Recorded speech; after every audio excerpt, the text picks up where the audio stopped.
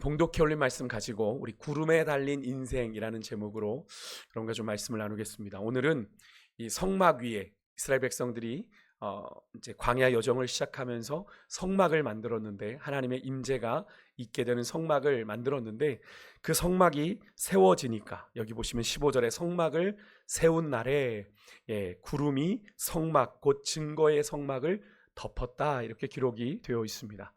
그곳에 이 구름을 따라 그곳에 임한 구름을 따라 순종하며 광야 여정을 이동했던 이스라엘의 이야기를 좀 나누게 되는데요. 우리가 흔히는 이것을 구름 기둥이라고 부르죠. 그래서 불기둥, 구름 기둥 이렇게 부릅니다. 근데 언뜻 보면 이게 두 개가 존재한 것 같은데, 사실 이 불기둥과 구름 기둥은요, 따로 존재하는 별개의 기둥이 아닙니다. 원래는 둘로 하나 된 한 기둥이에요.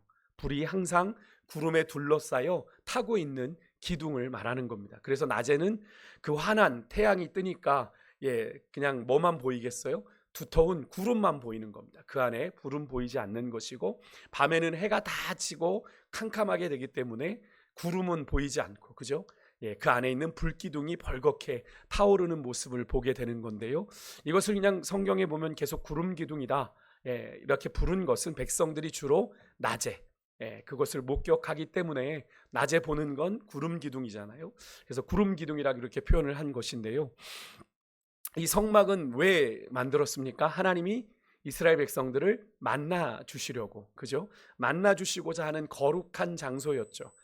그래서 회막, 모이는 장소다라는 의미도 있지 않습니까? 그러니까 그 위에는 하나님의 임재, 하나님이 오신 그 임재를 상징하는 구름이 항상 그 성막에는 머물러 있었습니다.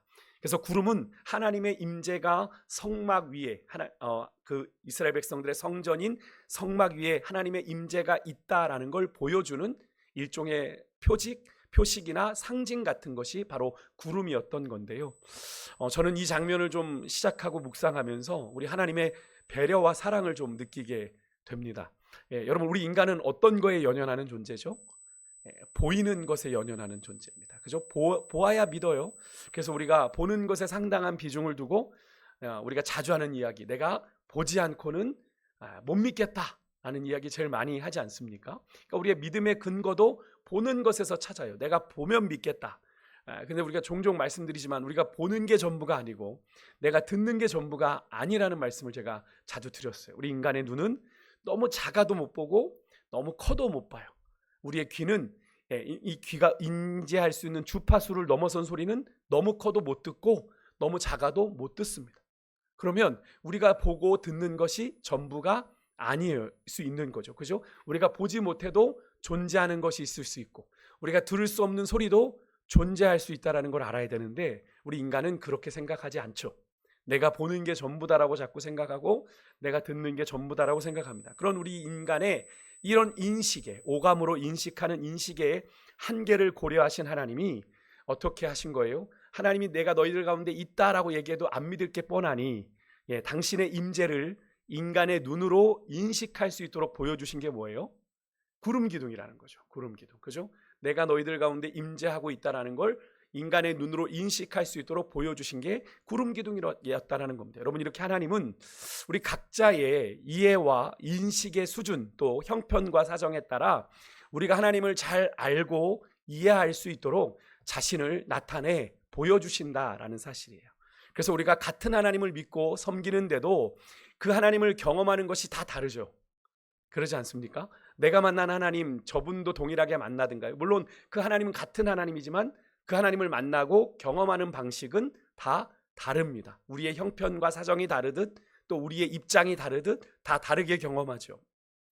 그래서 여러분, 내가 만난 하나님을 만난 방식만이 우리가 그렇게 이야기해요. 이게 하나님 만나는 방식이야 라고, 하나님을 경험하는 전부라고 우리가 함부로 단정지어서 이야기해서는 안 되는 겁니다. 종종 신앙생활 하신 분들 중에, 오래 하신 분들 중에 그런 분들이 계세요. 내가 경험했던 게 전부라고 여기는 거죠. 내가 경험했던 하나님이 전부, 여기 말고요. 근데 그런 건 자칫하면 하나님에 대한 여러분 잘못된 편견, 오해를 누군가에게 줄 수 있습니다. 그죠? 하나님은 그 사람에게, 그 사람의 형편을 따라, 그 사람의 인식의 수준을 따라 그 사람에게 맞게 당신을 드러내 보여주고 계신데, 그거 틀렸어 라고 얘기해버리면 예, 그 사람은 어떻게 해요? 하나님에 대해서 아니구나. 하나님은 분명히 그 사람에게 역사하셨는데. 그러니까 다른 누군가의 신앙에 상당한 위험한 것들을 만들어낼 수 있는 거죠. 성경에도 보십시오. 하나님의 사람들이 여러분 천편일률적으로 하나님을 만났습니까? 그렇지 않습니다. 그죠? 예, 각자의 삶의 방식에서 각자의 모습으로 하나님을 만났던 것을 우리가 보게 되잖아요. 하나님을 다 다르게 만났습니다. 그러기 때문에 여러분 우리는 하나님에 대한 경험에 있어서는요, 조금은 열린 생각을 가지고 계셔야 돼요. 열린 마음으로 서로가 만난 하나님에 대한 이야기를 들을 때, 구역 모임이든 혹은 기관 모임이든 그곳에서 여러분들이 그 하나님을 들을 땐 저런 하나님도 만나고 저분은 저렇게 만나주셨구나, 나는 이렇게 만나주셨네가 돼야지 그거 아니에요, 하나님은 그렇게 아니에요 라고 얘기하면 안 됩니다. 내가 만난 하나님이 전부다 라고 생각하는 건, 여러분 이 천지에 가득한, 이 온 세상에 가득한 하나님을 내 이해 속에 다 담을 수 있습니까? 우리가 평생 하나님을 경험해도 그것은 불가능합니다. 불가능한 거예요. 물론 성경은요, 하나님이 계시하여 보여주신 확실한 증거죠. 성경은요. 근데 이 성경이 하나님을 전부 담지는 않았어요. 요한복음에 가면 요한서도가 그런 이야기를 하죠. 예수님께서 3년 동안 행하신 일들을 다 기록하려면 이 책으로 모자라다라는 이야기를 하지 않습니까? 예수님의 3년간의 공생애 동안 베푸신 기적과 이적들을 이야기하는 것도 이 책 한 권으로 모자라다고 이야기하는데, 여러분 이 온 우주에 충만하신 하나님을 내 인간이 가진 내 70년 80년 산 그 인생으로 다 이해했다고 얘기할 수 있겠습니까? 그것은 교만이죠. 그것은 교만입니다. 내가 만난 하나님이 전부다라고 하는 건 오해고 오산이라는 것을 여러분 꼭 기억하시고요.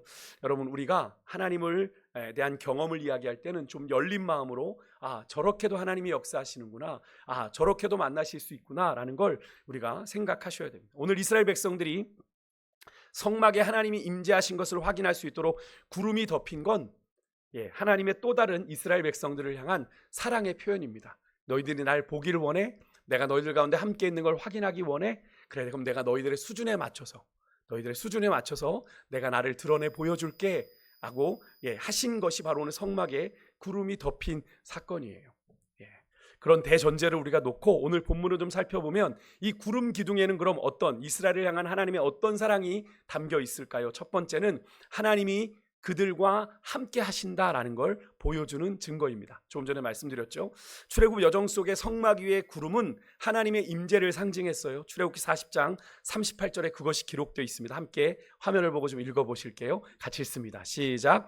낮에는 여호와의 구름이 성막 위에 있고 밤에는 불이 그 구름 가운데에 있음을 이스라엘의 온 족속이 그 모든 행진하는 길에서 그들의 눈으로 보았더라. 아멘. 그죠? 낮에는 시원한 구름, 태양을 가리는 구름 모양으로, 밤에는 그 광야의 한기를 이길 수 있는 따뜻한 불로 그들에게 나타나셨다라는 건 어떤 하나님이에요? 우리를 보호하시고 우리 가운데 함께 하시는 하나님의 성품을 그대로 보여주고 있는 거죠. 그러니까 하나님은 이렇게 언제나 우리에게 가까이 계시고 이런 백성들의 실제적인 필요에 실제로 응답하시는 분입니다. 여러분 사실 광야에서 가장 기본적인 삶의 조건이 뭐냐면, 낮에는 뜨거운 태양이 장렬합니다. 밤에는 기온이 거의 영하에 이르도록 떨어져요. 그러니까 일교차가 어마어마한 거죠. 그래서 그 극한의 추위를 이겨내지 못하고 광야에서 밤에 얼어 죽거나 추워서 죽거나 낮에 일사병이 걸려 죽는 게 다반사였습니다.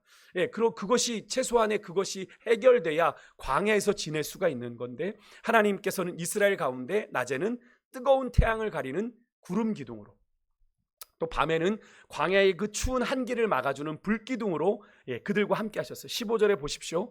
15절, 오늘 읽은 15절에 보니까 불 모양 같은 것이 아침까지 이르렀다. 그러니까 밤새도록, 우리가 보일러를 돌리듯 하나님께서는 밤새도록 불로 그들 가운데 이스라엘 백성들을 안전하게 지켜주셨다. 그것이 아침까지 이르렀다 라는 표현이 나오지 않습니까? 이 얘기는 뭘 의미합니까? 하나님께서 밤새도록, 이스라엘은 잠드는 그 시간에도 이스라엘과 어떻게 하셨다? 함께 하셨다라는 거죠.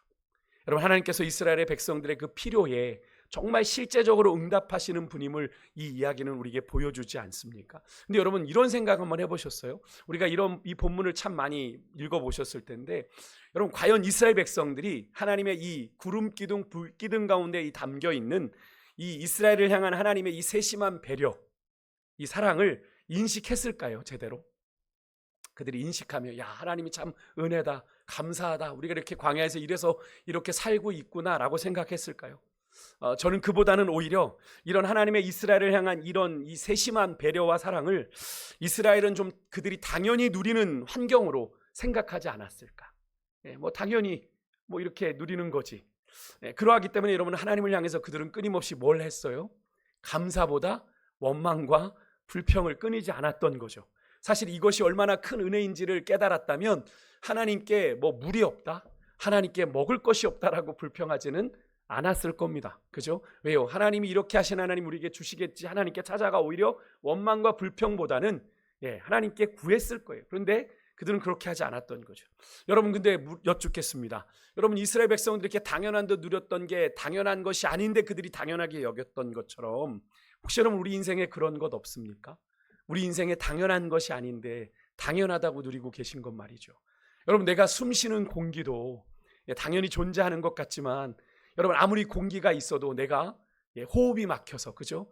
그 숨을 들이지 못하면, 그죠? 우리는 단 몇 분 만에, 그죠? CPR을 하지 않으면 죽을 수밖에 없는 존재가 우리라는 거죠. 그렇지 않습니까? 그래서 여러분, 우리 인생에 당연한 것이 하나도 없어요. 당연한 것이 하나도 없습니다. 내가 팔을 움직이고 숨을 쉬고 내가 걸어 다니고 내가 먹고 그 먹은 것이 소화가 되고 그 소화가 돼서 배설이 되는 것까지도 생리현상이라고 이야기하지만 당연한 게 아니라는 거죠. 요즘에는 좀 덜합니다만 예전에는 병원 신방을 이제 교회들가 좀 컸기 때문에 병원 신방을 다니면 하루 한 이틀을 꼬박 병원만 돌아다니는데 조금만 큰 병원에 가면 전부 다, 그죠? 배에 뭘 꽂고 있습니까? 이동할 수 없으니까 배설을 위해서 모줌이나 이런 걸 배설을 해서 다 호수를 꽂고 계십니다.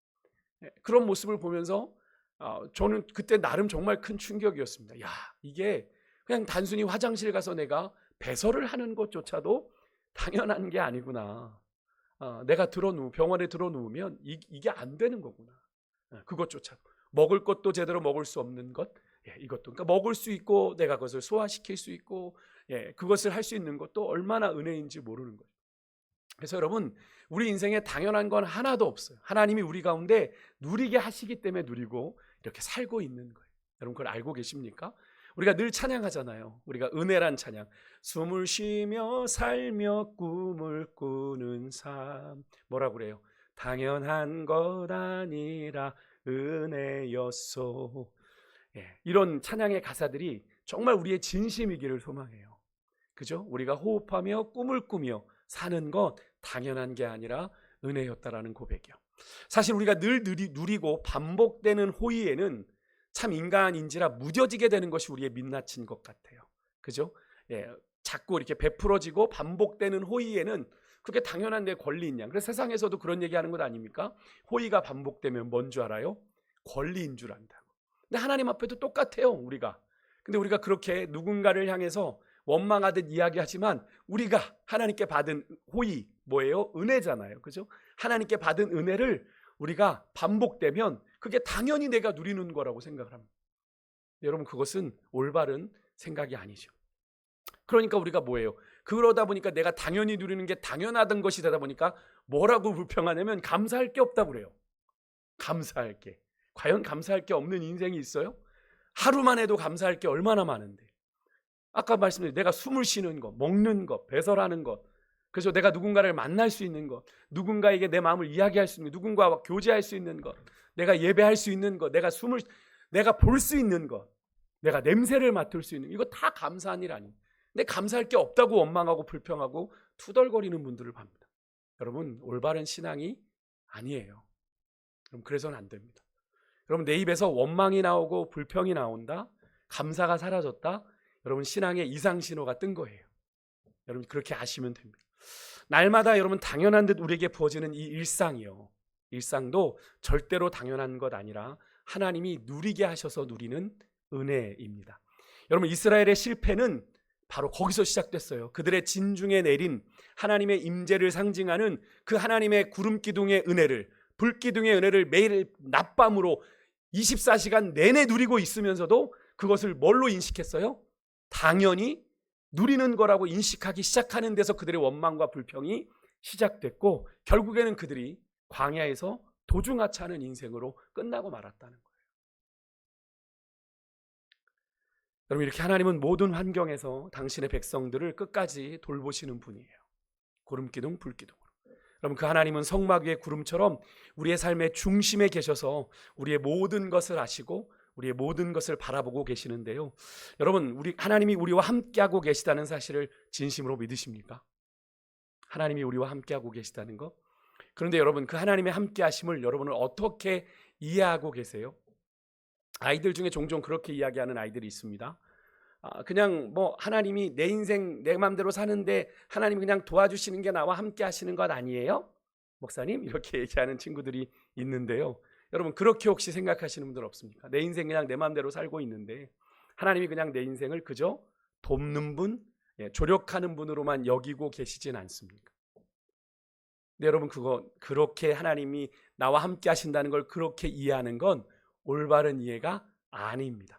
그건 다른 종교도 그렇게 하잖아요. 다른 종교도 그렇게 합니다. 다른 종교도 자신이 어려움을 당할 때 알라를 찾고 부처를 찾고 찾잖아요. 당장 어려우니까 날 도와달라고. 그거는 그냥 일반 종교에 있는 신이해입니다. 그래서 오늘 본문은 우리에게 하나님이 우리와 함께하고 계시다는 것이 어떤 의미인지를 가르쳐 주거든요. 여러분, 하나님께서 이스라엘의 진 가운데 여러분, 이 성막이 어디 있었죠? 제가 설명드렸죠. 세 지파 동서남북으로 배치되어 있고 성막은 어디에? 그들의 진영 한 가운데 있었어요. 한 가운데. 여러분, 이게 되게 중요해요. 하나님의 임재가 있는 성막이 그들의 한 가운데 있었다. 여러분, 그것이 무엇을 의미합니까? 하나님이 계셔야 되는 자리는 우리의 삶의 중심에 계셔야 된다는 거예요. 우리의 삶의 변두리가 아니에요. 그래서 변두리에 좀 계시다가 하나님 내가 이거 어렵네, 이리 좀 와봐요. 하나님 이거 좀 해결해 주셔야 되겠는데. 이제 해결됐어. 하나님 좀 저기 또 변두리 좀 가 있어봐요.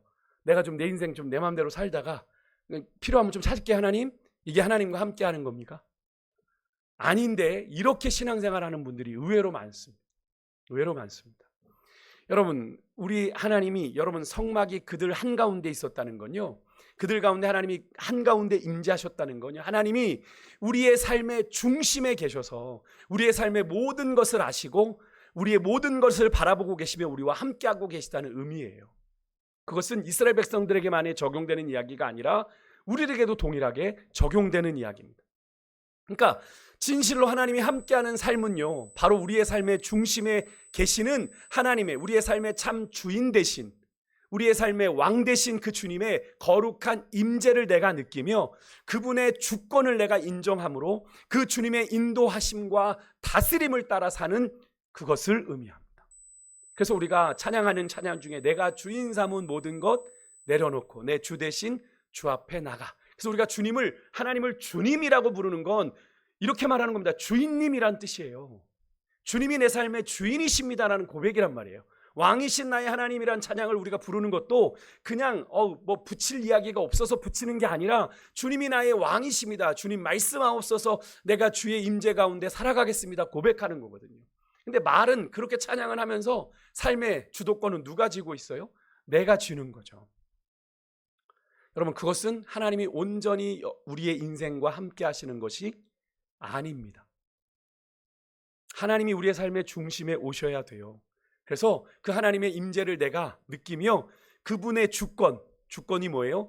그분의 주인 되심을, 내 삶의 주인 되심을 내가 인정함으로 주님의 인도와 다스림 가운데 살아가는 것이 주님과 함께 살아가는 삶이다. 바로 이 부분에서요, 여러분, 신앙의 수준과 차이가 나는 겁니다. 뭐 신앙의 수준이 어디 있느냐,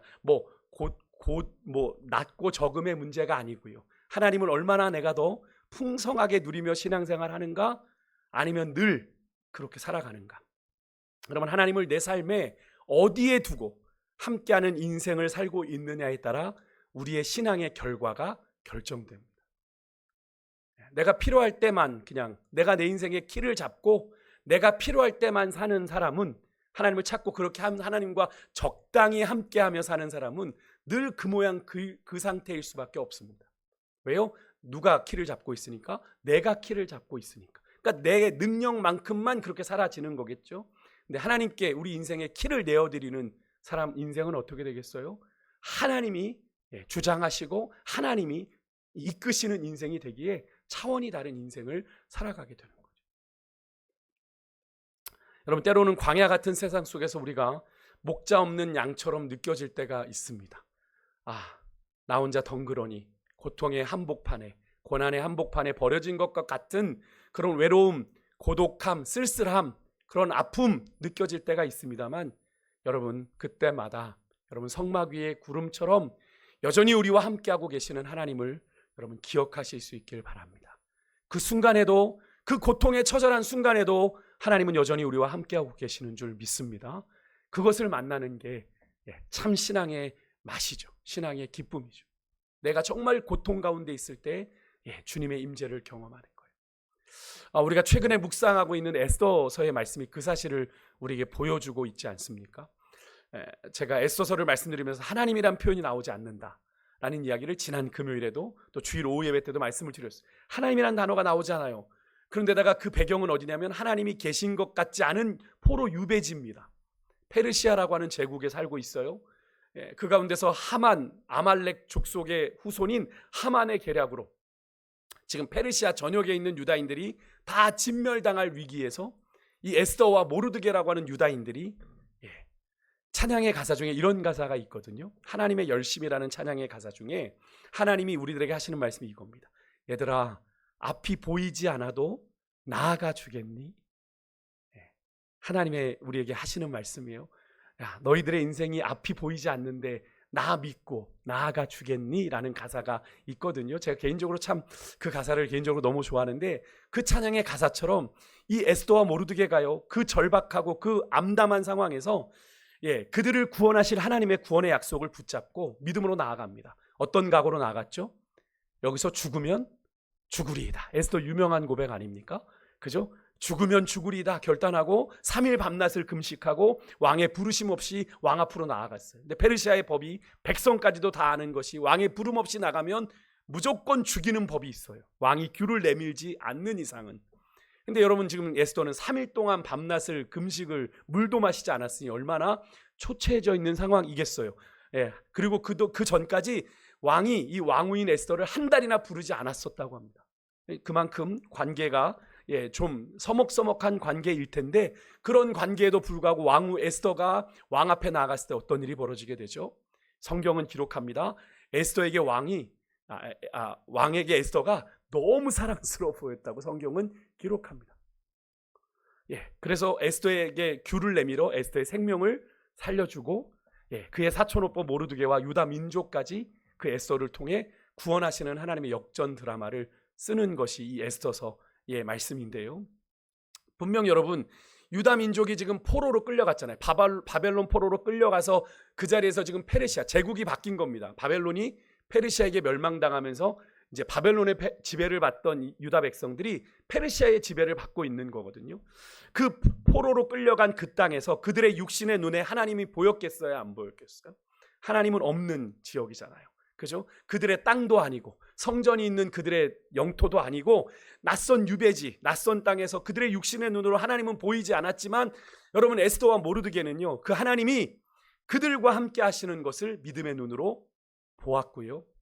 그 하나님을 향한 믿음의 결단을 드리며 금식하고 믿음의 걸음을 내딛었을 때 하나님께서는 그들을 향한 당신의 보이지 않는 손으로 그들에게 구원을 베푸셨던 것을 우리가 보게 되는데요. 여러분, 우리가 인생을 살아가다 보면 분명 육신의 눈으로 아무것도 보이지 않은 암담할 때가 있어요. 그래서 답답하고 낙심되고 좌절될 때가 있습니다만, 여러분, 우리가 믿음의 눈을 열 때, 믿음의 눈을 들면 보이는 분이 계시다라는 사실을 여러분 꼭 믿으시길 바라요. 믿음의 눈을, 우리가 인생의 고난을 만날수록, 인생의 암담한 현실을 만날수록 우리가 더욱 떠야 되는 건 내 암담한 현실을 바라보는 내 육신의 눈이 아니라 믿음의 눈인 줄 믿습니다. 믿음의 눈을 열 때 방법이 보여요. 믿음의 눈을 열 때 나를 향한 하나님의 손이 보여요. 나를 구원하시고자 손 내밀어 주고 계시는 주님이 보이게 된다는 말입니다. 여러분, 성막 위의 구름처럼 늘 한결같이 우리 인생 가운데 함께하고 계신 우리 주님을 여러분 잊지 마시길 바랍니다. 하나님이 그냥 계신 게 아니에요. 늘 하나님은 거기 계세요. 다음으로 구름 기둥은 하나님의 함께 하심뿐 아니라 하나님의 인도하심을 의미합니다. 그럼 17절 18절 한번 다시 한번 좀 읽어볼게요. 같이 읽습니다. 시작. 구름이 성막에서 떠오르는 때에는 이스라엘 자손이 곧 행진하였고 구름이 머무는 곳에 이스라엘 자손이 진을 쳤으니 이스라엘 자손이 여호와의 명령을 따라 행진하였고 여호와의 명령을 따라 진을 쳤으며 구름이 성막 위에 머무는 동안에는 그들이 진영에 머물렀고. 그러니까 이스라엘 백성들의 가고 서는 것이 뭐에 따라서? 구름에 따라서, 그죠? 성막 위에 구름이 올라가면 이동하고, 그 위에 머물면 그냥 그곳에 머물렀다. 그것을 성경은 이렇게 표현합니다. 자신들의 판단대로 임의대로 광야를 이동한 게 아니라 하나님의 인도하심에 그들이 순종했다는 걸 보여주고 있는 거죠. 근데 여러분 생각해 보세요.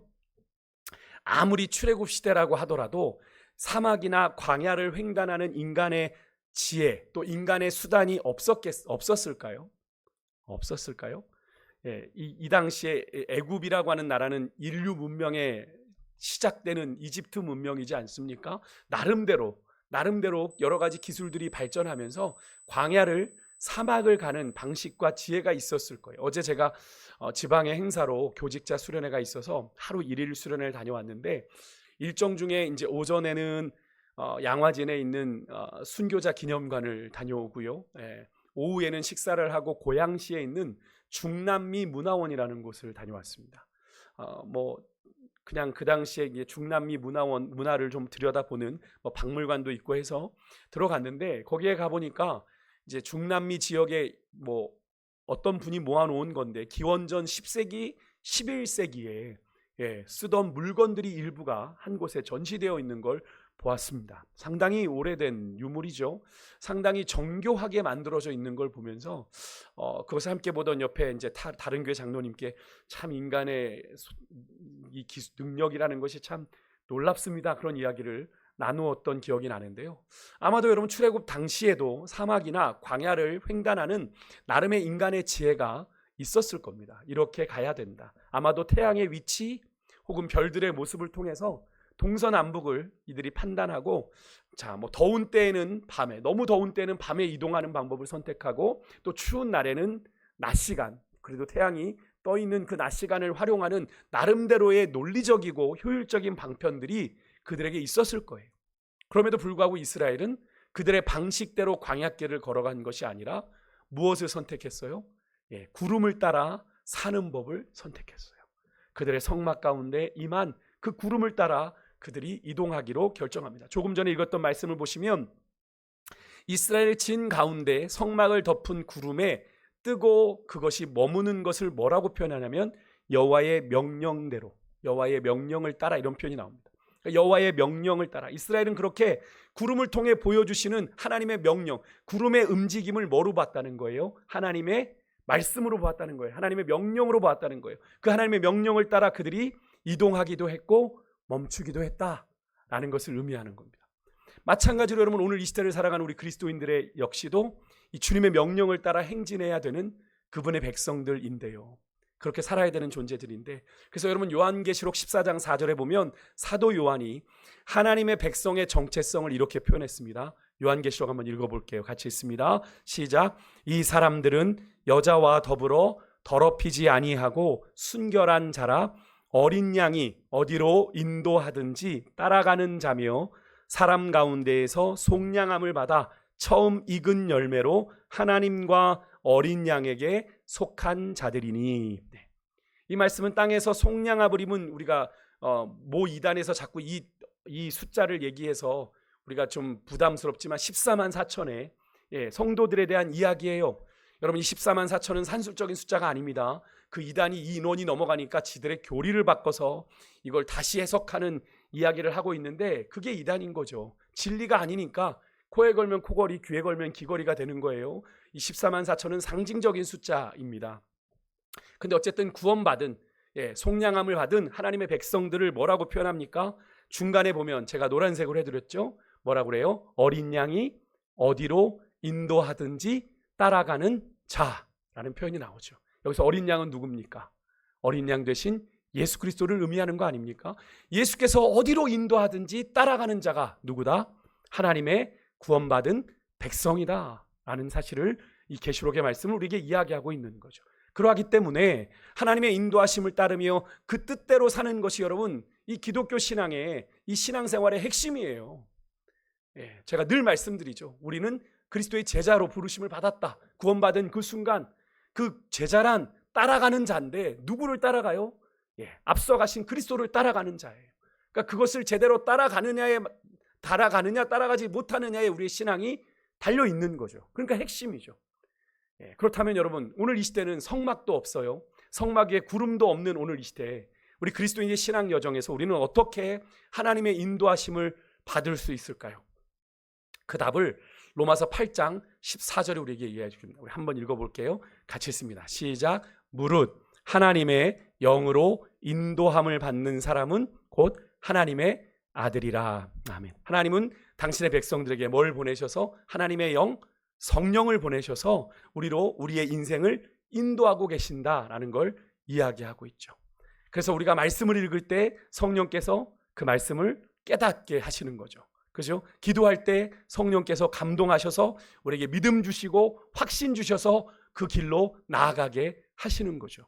그래서 여러분 우리가 늘 성령의 충만함과 더불어 성령이 우리 안에 내주, 성령이 우리 안에 거하시고 성령이 그 거하시는 주님의 인도하심을 우리가 늘 구해야 되는 겁니다. 여러분 성령의 충만으로 반짝 와, 이 불받았다 이걸로 끝나면 안 되고요. 그 성령 하나님이 우리 안에 온전히 내주 거하셔서 우리를 다스리셔야 되고 그분이 우리의 삶을 주도하여 인도하시는 삶이 될 때 우리가 온전한 하나님을 따라가는 온전한 하나님의 사람으로 우리가 나아갈 수 있다라는 거죠. 근데 여러분 그런 하나님의 인도가 늘 우리의 기대대로 되지 않아요. 그죠?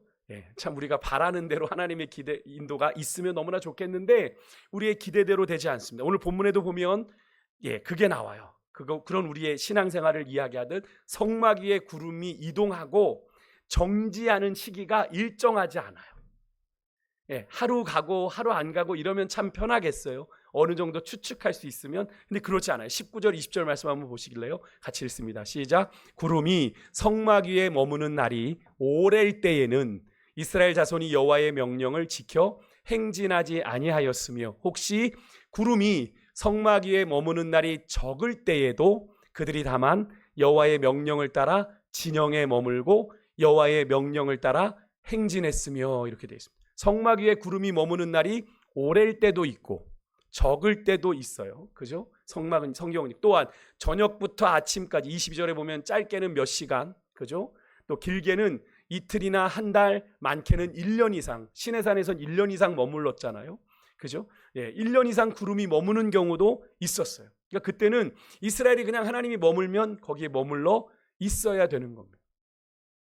그러니까 오늘 본문에 사실 상당히 짧은 구절로 그들의 이동하는 방식이 요약되어 표현되지만 여러분 실제로 장정만 60만, 그래서 한 120만, 한 200만 가까이 되는 이스라엘 백성들이 그 많은 인원이 계획된 일정도 없이 여러분 성막 위에 구름만 바라보며 이동하는 상황을 한번 상상해 보세요. 여러분 결코 쉽지 않은 순종 아니었겠습니까? 그죠? 늘 준비되어 있던 것 아니고 구름이 딱 올라가면 이제 그 즉시로 하던 거 다 내려놓고 이동할 준비를 해야 하니 여러분 때로는 짜증도 나지 않았겠어요? 좀 더 머물고 그게 또 근데 뒤집어 생각해 보면 여러분 하나님은 한 번도 여러분 그의 백성들을 떠나지 않으시고 그들을 늘 인도하셨다라는 걸 우리가 이 말씀 속에서 알 수 있어요. 하나님은 늘 그들과 함께 하셨다. 이스라엘이 인식하든 인식하지 않든 보던 보지 않든 하나님은 늘 이스라엘의 걸음을 인도하고 계셨다. 여러분 이것을 꼭 믿으시길 바라는데요. 한편으로는 여러분 구름이 언제 떠오를지 모르는 상황에서 무작정 기다리는 것, 특히나 조급하고 성미가 급한 사람들한테는 여간 답답한 일이 아니었을 겁니다. 우리 신앙생활하다 가끔 그런 분들 만나잖아요. 목사님 나 더 이상 못 기다리겠어요. 하나님 응답이 너무 더뎌. 내 마음대로 하랍니다. 이런 분들 가끔 계세요. 답답한 일이죠. 여러분 모세가 하나님의 명령을 따라 시내산으로 들어갔을 때 얼마를 머물렀죠? 40주 40냐, 그죠? 40일을 시내산에서 머물면서 십계명을 받아가지고 내려왔을 때도 백성들이 어떻게 합니까? 모세가 내려옴이 더딤을 보고 성경에 보니까 아론을 다그쳐서 뭘 만들어요? 금송아지를 만들잖아요. 금송아지. 그래서 그것을 가리켜 우리를 애굽에서 인도하여 낸 여호와다라고 불러놓고 막 절기를 정해 춤추고 있던 장면을 여러분 기억하시죠? 어쩌면 우리 인간이 얼마나 이 기다림에 무기력한지를 보여주는 장면이 바로 그 장면이지 않을까라는 생각을 해보게 되는데, 하지만 여러분, 이 사실은 이스라엘 백성들만의 이야기가 아닙니다. 오늘 이 시대를 사는 우리들에게도 언제 끝날지 모르는 기다림의 시간이 있어요. 혹시 우리가 이제 지금 돌아오는 주일에 온가족 초촌주일로 모이는데, 그 가운데 이 태신자의 명단을 적어내신 분들 중에는 몇 년째 혹은 그보다 훨씬 많은 시간 동안 그 가족의 구원을 위해서 오매불망 그 구원을 기다리셨던 분들이 있는 걸 제가 압니다.